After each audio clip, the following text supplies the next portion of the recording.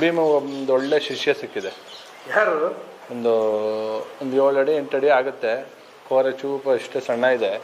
ಅದು ಯಾವಾಗಲೂ ಭೀಮನ ಜೊತೆನೆ.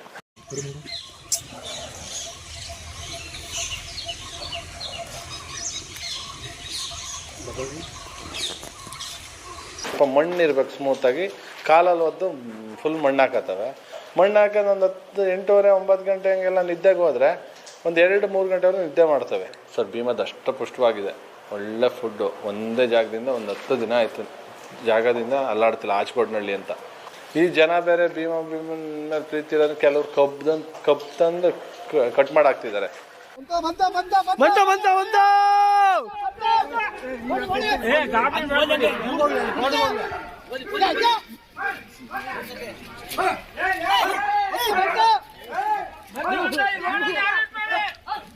ಒಂದು ಜಾಗಕ್ಕೆ